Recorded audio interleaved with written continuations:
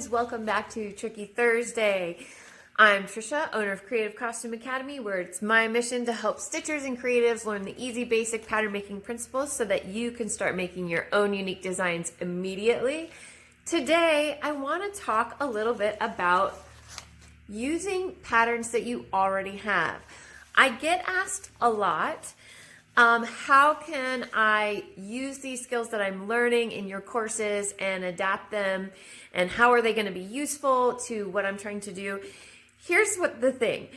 The skills that you learn in Pattern Making 101 and the other further classes that I teach are to help you. The exercises that we go through, we use the basic sloper. We're actually doing it on a half size so that you can learn how to do these skills, these rules, these principles that can apply to any pattern so that you can go through the patterns that you have. Now, these are just some awesome vintage patterns that I happen to have in my stash, but it can work on modern patterns, any pattern. So how can you use these with the skills that I teach to make new designs? So I just want to give you a couple of examples. I'll talk you through. I'm not going to be able to walk you through exactly how to do all of this, but the more you understand how the principles work, you can start to see things differently. You can start to see patterns differently. So let's look at, say, this pattern. Now, these would be patterns that you have made them before, or you have done a mock-up in them, and so you know that they fit you and they fit you well. So you've already done a fitting, you've already made little adjustments. But also I want to point out that having an understanding of pattern making, when you do, if you know you are someone who has to do like a rounded back alteration or a full bust alteration or a smaller bust alteration, any of those alterations that you have to do, it will help you understand why or how to do those alterations so much easier. But we also talk a little bit about fitting and walking your seams and adding to your side seams and stuff like that. So after you have made sure that this pattern fits you well, whether you do a mock-up or you have made this pattern several times, say, this pattern comes with a dart at the side. Say you want to move that dart down to the bottom, or you want to move it up into the shoulder and like add a yoke and do a little gathered situation. If you wanted to do it without the sleeves on and you wanted to cut into this armhole and make sure that it's not going to gap and be awkward, then using the contour skills that you learn in Pattern Making 101 would help you with that.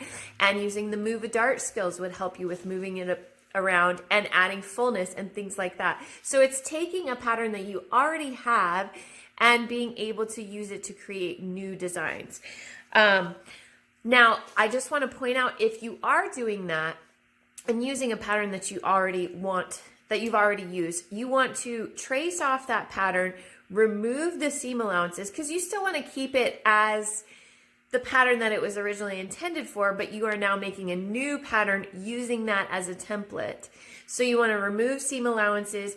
You want to determine where your bust point is in that pattern and have your dart go all the way to the bust point so that you can move it around and manipulate it around how you need to, and then make note of how much that original dart was backed off if you liked the way that fit on you, and back it off again if you are just moving the dart around.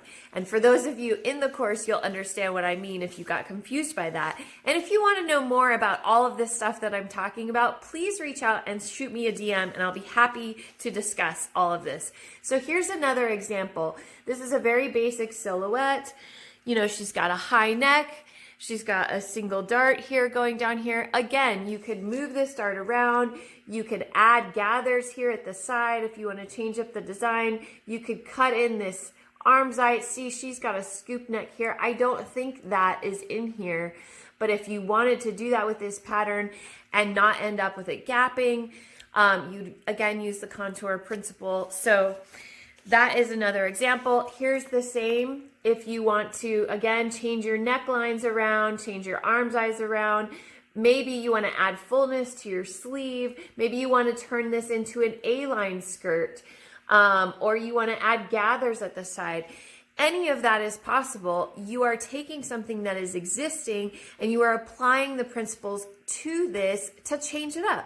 Maybe it's something that you're trying to recreate and you're like, oh, that's kind of close. If I just added gathers there, if I just moved the dart a little bit, if I just added a yoke, if I just cut down the neckline, all of those things are possible. It's just understanding the 3 principles of pattern making will help you have a more successful alteration. And as always, I say this all the time in my courses. If you know me, you will know what I'm about to say, but I would love it for you to do a mock-up and test that your alterations worked the way that you wanted to, gave you enough fullness, moved to the right spot, that sort of thing, and always walk your seams. So I hope that was a helpful little tidbit on how you can use what you already have. That's the reason I have these, you guys, is so that I can reference these whenever I need to. If there's a design that's similar to one that I am looking for, I have something to start with and I don't have to start at square one and draft from scratch. So that's the way that you can use the skills that you learn at Creative Costume Academy and use what you already have to expand on what you already have to create new designs. I hope that was helpful. Thanks for watching. See you guys next time.